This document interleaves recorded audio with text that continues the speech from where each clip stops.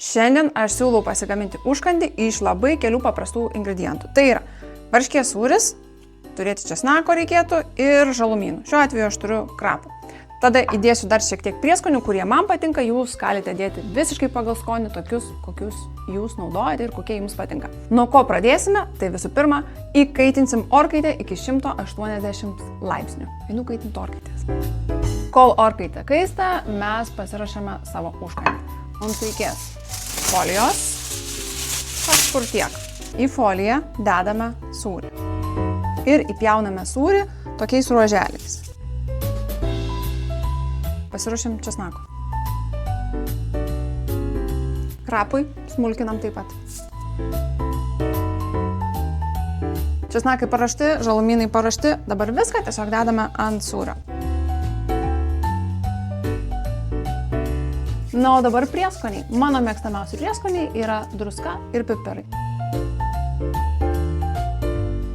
Šį kartą prie savo mėgstamų prieskonių išbandysiu dar vieną. Ar bus skaniau ar ne, nes aš žinau, koks šitos skonis, man tai patinka, bet dabar čia ir dabar aš paeksperimentuosiu. Man nuo LNK laidų filmavimo liko prieskonių įvairiausių ir aš mačiau, kad dalyviai labai mėgsta raudonos saldžiosios rūkytos paprikos. Gerai. Manau, čia jinai tikrai nepakenks, o jeigu pakenks, tai tikrai pasakysiu atvirai, kad žiauriai netiko. Oi, pavariau čia. Gerai. Ir viskas. Dabar suviniojam. Šitas lauknešėlis keliauja į orkaitę. Kokiai 30-40 minučių ir bus galima valgyti. Laikas baigėsi, mūsų užkandis jau iškepė. Traukiam. Ohoho. Oi, kaip gerai atrodo. O kvapas. Nu, žiūrėkit, aš jums parodysiu, kad čia viskas.